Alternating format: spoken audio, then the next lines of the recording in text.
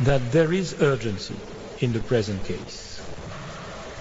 The court adds, with respect to the criteria of irreparable prejudice and urgency, that the fact that Mr. Jadhav could eventually petition Pakistani authorities for clemency, or that the date of his execution has not yet been fixed, are not per se circumstances.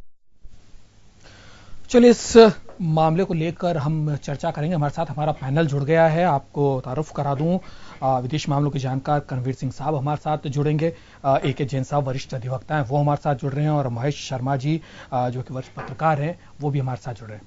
Jain साहब, आपके पास सबसे पहले आना चाहूंगा, इसके कानूनी पहलू को थोड़ा सा हम समझना चाहेंगे। देखिए, इंटरनेशनल कोर्ट ऑफ जस्टिस का आदेश कोई बाध्यकारी नहीं होता है, परंतु UN और सुरक्षा परिषद उसको लागू करवा सकती है। और जेनेवा कन्वेंशन और वियना कन्वेंशन दोनों के सिग्नेटरीज हिंदुस्तान व पाकिस्तान हैं, और जेनेवा कन्वेंशन और वियना कन्वेंशंस में दोनों में ही ये एग्रीमेंट है कि अगर एक कंट्री का कोई भी सिटीजन दूसरी कंट्री में किसी मामले में निरुद्ध होता है तो उसको कॉन्सुलर एसेस प्रोवाइड की जाएगी। इंटरनेशनल कोर्ट ऑफ जस्टिस ने सबसे पहले यही कहा, प्लीनरी, क्योंकि आज प्लीनरी सुनवाई की गई थी, उन्होंने पहले ही कहा कि इस बात पे कोई डिस्प्यूट नहीं है कि जाधव इंडियन सिटीजन है, ये पाकिस्तान भी मानता है और हिंदुस्तान भी मानता है। जाधव पर जो आरोप है वो कितनी सच्चाई है, कितने गलत है, कितने सही है, उन्होंने कहा इस स्टेज पर इस विषय को हम तय नहीं कर सकते, फैक्चुअल मैट्रिक्स को हम तय नहीं कर सकते। परंतु ये सही है कि जाधव को कॉन्सुलर एसेस बार बार इंडियन हाई कमिश्नर की मांग के बाद भी, उसके परिवारजनों की मांग के बाद भी उसे नहीं प्रोवाइड की गई और उसको सजा दे दी गई, फांसी की सजा सुना दी गई। उन्होंने ये भी कहा कि पाकिस्तान ने ये तर्क दिया था कि क्योंकि पाकिस्तान और हिंदुस्तान के बीच एक अलग से कॉन्सुलर एसेस की भी संधि है, तो ऐसी परिस्थिति में इंटरनेशनल कोर्ट ऑफ जस्टिस का ज्यूरिसडिक्शन वियना कन्वेंशन और जेनेवा कन्वेंशन की लाइट में लागू नहीं होता, जिसको उन्होंने मना कर दिया। उन्होंने कहा अगर आपसी संधि भी है, परंतु दोनों जेनेवा कन्वेंशन और वियना कन्वेंशन के सिग्नेटरीज है, और वो ज्यूरिसडिक्शन जो आर्टिकल 1 है ऑप्शनल प्रोटोकॉल का, उसके तहत वो ज्यूरिसडिक्शन के अंदर आते हैं। दूसरी बात, जब उन्होंने कहा कि प्राइमा फेसिया ये बिल्कुल एस्टेब्लिश है कि कॉन्सुलर एसेस प्रोवाइड नहीं की गई, और उन्होंने पाकिस्तान की इस बात को भी रिपेल किया कि उस पर टेररिज्म के और जो जासूसी का आरोप है जो इसमें कवर नहीं है, तो उन्होंने कहा ये इस स्टेज पे तय नहीं किया जा सकता, इस स्टेज पे हम ये मान भी नहीं सकते कि इन आधार पर उसको रिफ्यूज किया जा सकता है, क्योंकि इस आधार पर रिफ्यूज करने का कोई ग्राउंड वियना कन्वेंशन या जेनेवा कन्वेंशन के अंदर नहीं है। तीसरी बात उन्होंने कही है कि प्राइमा फेसिया केस हम मानते हैं। उन्होंने कहा ये ज्यूरिसडिक्शन है इंटरनेशनल कोर्ट ऑफ जस्टिस का इस मामले को सुनने का। दूसरा, उन्होंने कहा कि कॉन्सुलर एसेस जो कानून के अनुसार उसे दी जानी चाहिए थी, अंतर्राष्ट्रीय संधियों के अनुसार वो नहीं दी गई, राइट्स का, बेसिक राइट्स का वायलेशन किया गया है। तीसरी बात, उन्होंने कहा कि पाकिस्तान ने यह भी नहीं बताया है कि वो उसका एग्जीक्यूशन कब करने वाले हैं, बल्कि उन्होंने ये कहा कि वो एग्जीक्यूशन कभी भी अगस्त में कर सकते हैं। इसका मतलब ये इमीडिएट डेंजर है कि वो हो सकता है कि कभी भी उसका एग्जीक्यूशन की ये जो इंटरनेशनल कोर्ट ऑफ जस्टिस है ये इस मामले में अंतिम निर्णय करे मेरिट पर, उससे पहले ही उसका एग्जीक्यूशन कर दें। इसलिए ये ऐसा मामला है जिसमें इंटरिम ऑर्डर हमें देना जरूरी है, और उन्होंने कहा पाकिस्तान गवर्नमेंट को निर्देशित किया है कि वो सारे स्टेप्स ले जिससे उसका एग्जीक्यूशन रुके। तो इस तरीके से हिंदुस्तान की आज ये बड़ी जीत हुई है, और हमने कानूनी प्रक्रिया और इंटरनेशनल फोरम को अडॉप्ट कर अपनी जीत हासिल की है, और इसलिए हर हिंदुस्तानी के लिए खुशी की बात है, और सेंट्रल गवर्नमेंट भी बधाई की पात्र है कि उन्होंने इतने अच्छे तरीके से इस मामले को ले जाकर लड़ा है। इंटरनेशनल कोर्ट ऑफ जस्टिस ने भी सीधे तौर पर अगर हम देखें तो उन्होंने भी शक जाहिर किया है कि जान का खतरा कुलभूषण जाधव को। चलिए महेश जी, आपके पास आना चाहूंगा, क्या माने ये क्या एक राजनीतिक मसला है या कानूनी मसला इसे माना जाए? देखिए, जहां तक है कि इसे कूटनीतिक और राजनीतिक भी है, और कहीं न कहीं हद तक है दो देशों के बीच में जो जिस तरह का एक सौहार्दपूर्ण वातावरण होना चाहिए उसे बिगाड़ने का एक मुद्दा भी है। आप एक ही देखिएगा कि बलूचिस्तान की आजादी को लेकर के वो भारत का इन्वॉल्वमेंट, पाकिस्तान हमेशा के लिए ये कहता आ रहा है कि बलूचिस्तान में जो भी आतंकवादी गतिविधियां हो रही है उसके पीछे भारत का हाथ है, जबकि भारत का उस पर कोई लेना देना नहीं है। जबकि वो इसके उल्टे हमारे मतलब क्या कहते हैं कश्मीर के अंदर अपनी दखल और घोषित रूप से ये कहता है कि मतलब क्या कहते हैं हमारी आजादी मतलब क्या कहते हैं कश्मीर की आजादी में को समर्पित है। यहाँ जिस तरह से उसने अपने ये कोशिश ये की है, उसने आर्मी की कोर्ट से मतलब क्या कहते हैं डिसीजन दिलवा करके ये देखिए कि हमारी मतलब क्या कहते हैं सर्वोपरि जो न्यायालय है वो आर्मी की है, जबकि आर्मी का उस मतलब क्या कहते हैं कोई मतलब इस तरह का जुडिक्शन नहीं कि वो सीधी एग्जीक्यूट करके बिना कोई सुनवाई की है और वो इस तरह से कर सकती है। एक तरफा कार्रवाई जैसे कोई मतलब जिस तरह पाकिस्तान का जिस तरह का शासन है और जिस तरह की मतलब सैनिक हस्तक्षेप है सेना की, उसको ये दर्शाता है कि उन्होंने अपना फैसला सुना दिया है और उसके लिए कोई भी मतलब क्या कहते हैं वो कोई भी भारत की इस अपील को स्वीकार करने को तैयार नहीं है। नहीं तो भारतीय मतलब राजदूत के किसी व्यक्ति को मिलने की अनुमति दे रहे हैं और न उसको मतलब क्या कहते हैं किसी तरह का प्रोटेक्शन या वजह बचाव पक्ष के लिए कुछ और बात करने की, आर्ग्यूमेंट करने की या और किसी तरह के अपनी बचाव के लिए जो भी उसके प्लेया उसको मतलब कहते हैं वकील करने की उसको इजाजत दी गई है। एक तरफा फैसला वो भी आर्मी का मतलब जो पाकिस्तान का जो एटीट्यूड है वो आम आदमी के लिए मतलब एक दूसरे विदेशी एक आम नागरिक के लिए और विदेशी नागरिक इन दोनों में फर्क करना पड़ेगा। और जबकि भारत की इस समय मतलब क्या कहते हैं पाकिस्तान और से जैसे हमारे जो तनावपूर्ण संबंध चल रहे हैं, इनको देखते हुए भारत पे अप्रत्यक्ष रूप से मतलब क्या कहते हैं अपने जनता को समर्थन पाने के लिए सेना अपने समर्थन में माहौल बनाने के लिए राहील शरीफ के टाइम पे मतलब कहते हैं सेना के जिस तरह से धज्जियां उड़ी है उसको ध्यान में रखते हुए ये जो मतलब जो आर्मी कोर्ट ने जिस तरह की सजा दी है वो अपनी सेना का मतलब क्या कहते हैं वाहवाही लूटने का प्रयास है, क्यों भारत के खिलाफ मतलब कहते हैं माहौल बनाने की कोशिश की जा रही है और किसी न किसी तरह से ये कश्मीर में मतलब दो तरफा बातें कर रही है। तो कूटनीतिक तौर पे भारत में दबाव डालने के लिए उसने फांसी की सजा का एक ऐलान किया, एक तरफा किया है। तो ऐसी सूरत में इसके राजनीतिक मायने भी है, कूटनीतिक मायने और सबसे बड़ी एक वायलेशन ऑफ द जुडिशरी, मतलब आप न्याय के लिए एक प्राकृतिक न्याय का जो सिद्धांत है उसका भी उल्लंघन कर रहे हैं आप। मतलब आप मुझे सजा देना चाहते हैं लेकिन मेरी अपील भी जो अपराधी को भी तो मतलब क्या कहते हैं सुनने का मौका दीजिए कि वो क्या कह रहा है। आप एक टेप वीडियो हो सकता है कि दबाव में मतलब सेना के दबाव में मतलब बोला गया हो, उसके लिए उसका मतलब पैरोकार क्यों नहीं खड़ा किया गया, उसके बचाव के लिए क्यों नहीं उसको वो व्यवस्था सुविधा दी गई। आप उसके वीडियो को देख करके आप जस्टिफाई, जिसको ICJ ने मतलब क्या रिजेक्ट भी किया कि नहीं कोई वीडियो को हम एक्सेप्ट नहीं करेंगे। हम ये कह रहे हैं कि मानव के न्याय का जो उसका अधिकार है, चाहे वो विदेशी हो चाहे वो किसी देश में जासूस भी, अगर जासूस भी है तो मतलब कहते हैं उसके भी मानवीय अधिकार हैं। तो ये एक तरह से ह्यूमन राइट्स का भी मामला बनता है कि आपने एक तरफा मतलब उसको इस तरह के जो सजा दी है वो, जब आप कश्मीर में मतलब ह्यूमन राइट्स की बातें कर रहे हैं, जो हमारी सेना के सुरक्षा बलों पर पत्थरबाजी कर रहे हैं उन लोगों को हमारे कहते हैं ह्यूमन राइट्स की बातें करते हैं। और जहां हमारे मतलब क्या कहते हैं जिस कुलदीप जाधव को पकड़ा गया है वो ईरान में काम कर रहा था, उसको किडनैप करके यहां लेके गए हैं और जबरदस्ती से भारत को बदनाम करने की कोशिश की जा रही है। तो ये भारत कहां तक ये सहन करेगा। इस मामले में जो कुछ आज ICJ ने जो फैसला दिया ये निश्चित रूप से एक न्याय के रूप में एक मतलब क्या कहते हैं उन्होंने जो पहल की है। अब चूंकि ये दोनों देश, हम भारत है और पाकिस्तान, दोनों देश वियना कन्वेंशन और आपके मतलब जेनेवा कन्वेंशन दोनों के हम मतलब हस्ताक्षर किए हुए हैं, तो निश्चित रूप से उसके आदेश की पालना उसे की जानी चाहिए। अभी हालांकि पाकिस्तान का कोई रिएक्शन नहीं है, लेकिन हाँ ये जरूर है उन्हें सेटबैक जरूर लगा होगा। अंतर्राष्ट्रीय मंच पे वो मतलब पाकिस्तान वापस अलग थलग होगा इस मामले को लेकर। करवीर सिंह साहब हमारे साथ हैं, विदेश मामलों के जानकार हैं।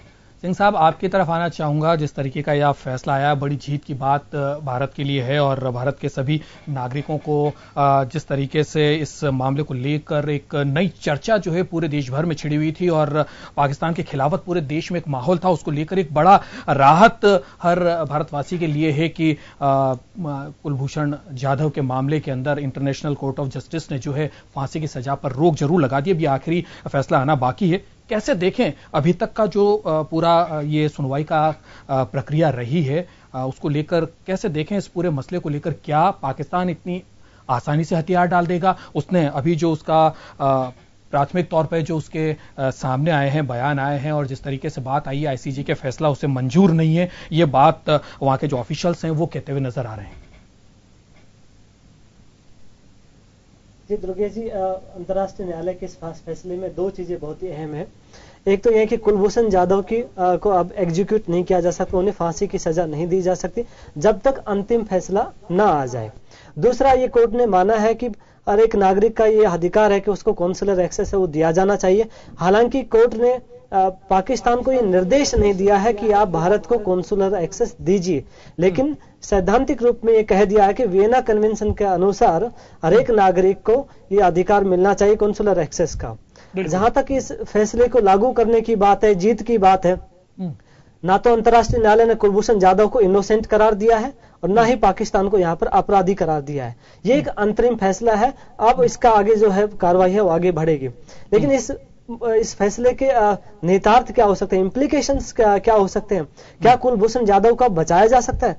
क्या पाकिस्तान भारत को कॉन्सुलर एक्सेस अब दे देगा? क्या अब लीगल तरीके से कुलभूषण जाधव को भारत में लाया जा सकता है? जहां तक फैसले को लागू करने की बात है, ये कोई बाध्यकारी नहीं है, लेकिन नैतिक रूप से देखा जाए, चूंकि पाकिस्तान कोर्ट के सामने वहां उपस्थित हुआ और उन्होंने अपना पक्ष रखा।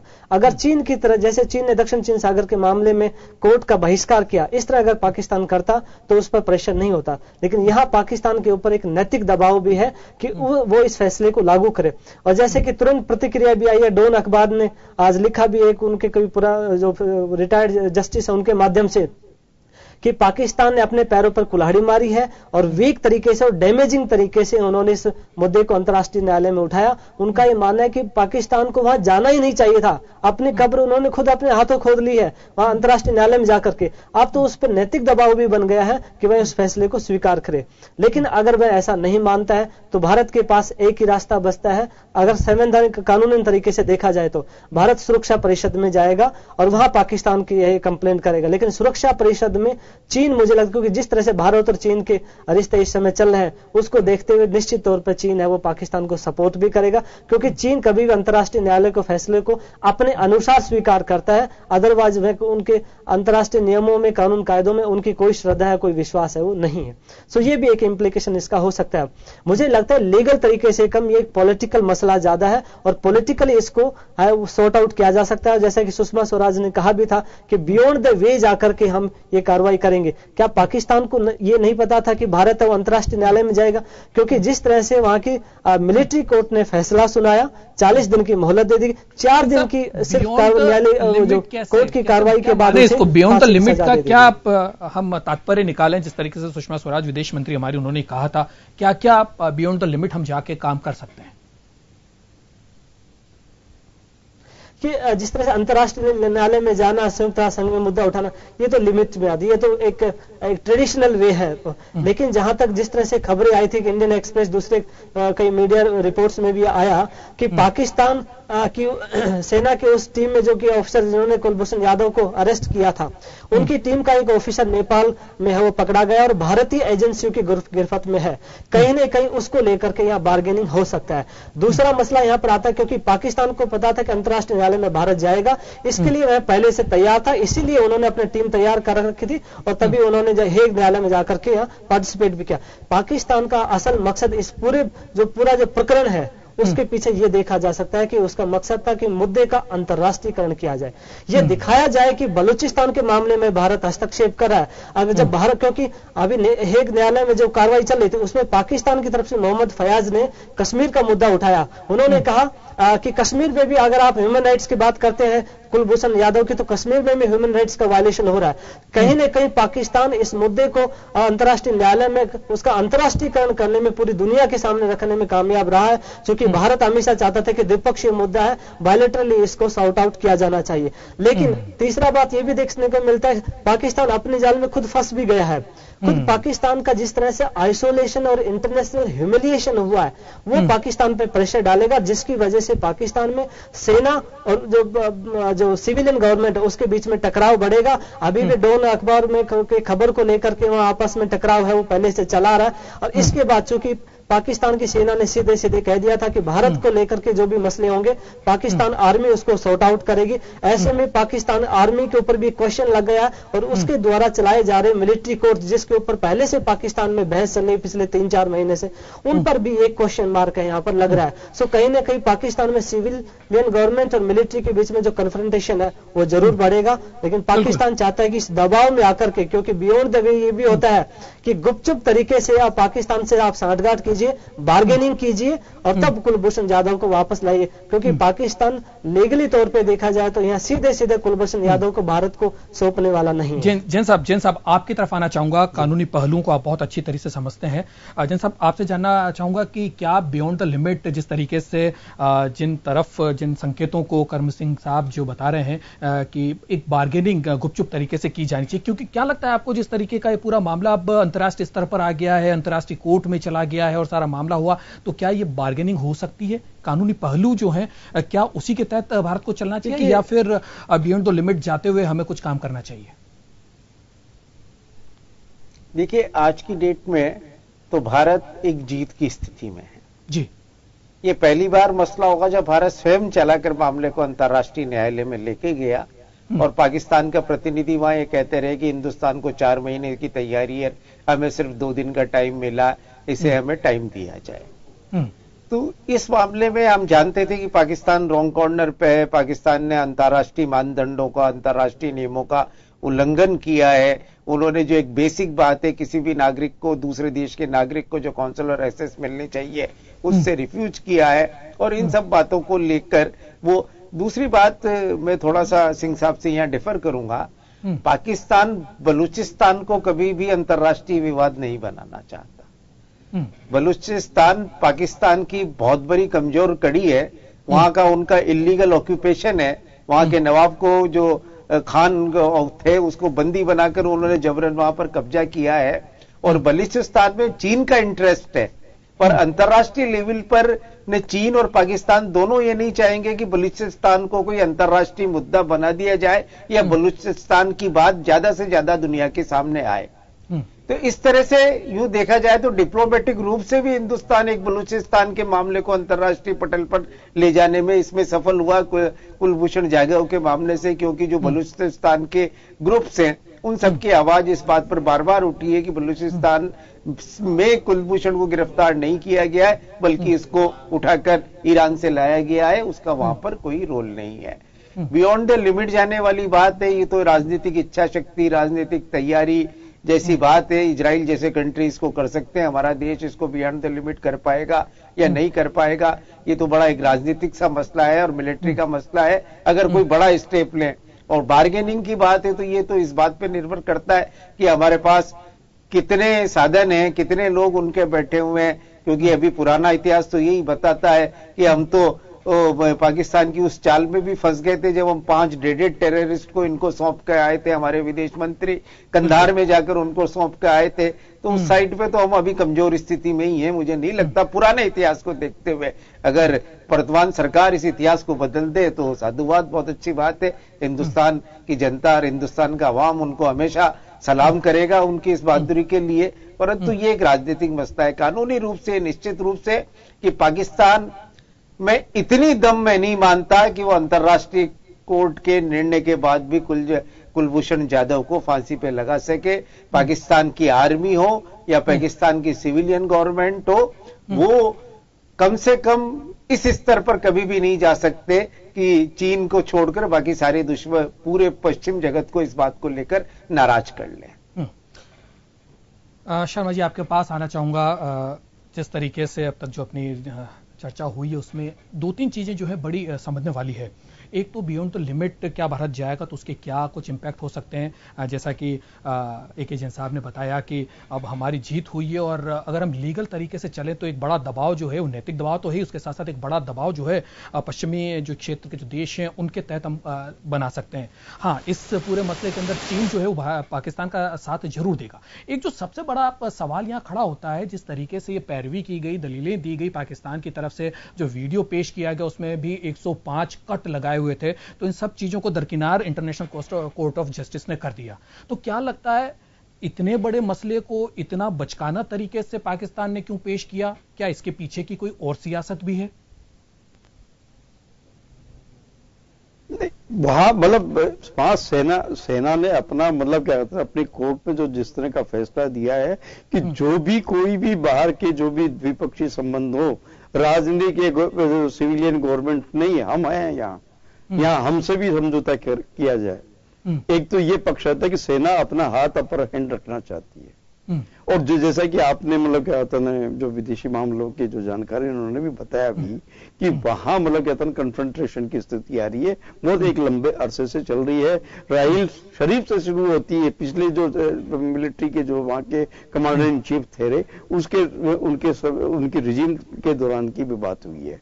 तो उस दौरान से कन्फ्लिक्ट हो रहे हैं। इधर से मतलब कहते हैं सेना और दूसरे जो विपक्षी जो दल हैं वो बराबर मतलब नवाज शरीफ पे ये दबाव बना रहे हैं कि वो मतलब कहते हैं पनामा जो पेपर्स वाला जो लीक वाला जो प्रकरण है उसमें मतलब कहते हैं नवाज शरीफ को लपेटा जाए।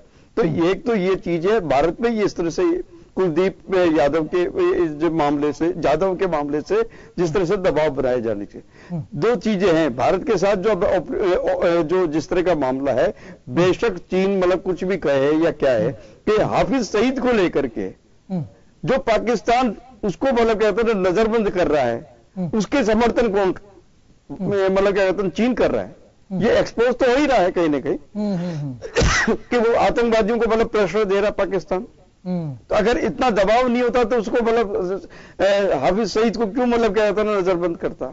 इसी तरह से चीन की अलग से एक ताकत है, वो चुनौती दे सकता है। वो किसी का न्यायालय ये कि पहले ही जैसे दक्षिण चीन सागर के मामले में उसने नहीं माना, कागज का एक टुकड़ा मान दिया फैसले को, वो बात अलग है कि उसमें उसकी क्षमता नहीं है। लेकिन इसकी तुलना में अगर पाकिस्तान अगर ये कोशिश करे तो पाकिस्तान की हिम्मत नहीं है कि मतलब वो अंतर्राष्ट्रीय दबाव को मतलब कहता है बिल्कुल मतलब क्या कहता है इसको रिजेक्ट कर सकते हैं।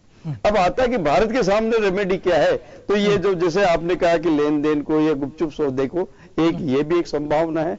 वहीं हो सकता है कि सर्जिकल स्ट्राइक तरह की कोई चीज करे भारत, क्योंकि ये जिस नेवल आर्मी की बात की, जो नेवल आर्मी का एक्स रिटायर्ड मतलब कहते हैं पर्सन को है, तो ये हमारे इंडियन नेवी के लिए बहुत चैलेंज की बात है कि हमारे ऑफिसर को गिरफ्तार किया गया है। और वो भी है कि व्यापारिक दृष्टि से वहां ईरान के मतलब क्या होता है क्षेत्र से मतलब क्या होता है वहां गया था। रणवीर सिंह साहब से थोड़ी सी प्रतिक्रिया लेना, आज हमारे पास समय की कमी है, और एक छोटी सी प्रतिक्रिया सिंह साहब आपसे लेना चाहूंगा। जिस तरीके का पूरा मसला है, अब दो चीजें जरूरी है। हम कानूनी तौर पर हम बड़े सफलतापूर्वक हमने अपनी दलीलें रखी और उसमें हमको जीत भी मिली। एक बड़ी जीत भारत के लिए कहा जा सकता है। इंटरनेशनल कोर्ट ऑफ जस्टिस ने जिस तरीके से हमारे फेवर में ये मामला दिया है, और अब पाकिस्तान की जो अगर नैतिकता के तौर पर देखें तो एक दबाव उसके ऊपर बन रहा है, और दूसरी तरफ अगर हम अब भारत जो है थोड़ी सी आक्रामक अपनी विदेश नीति रखे और जो चीन के अलावा के जो देश संयुक्त राष्ट्र के अंदर हैं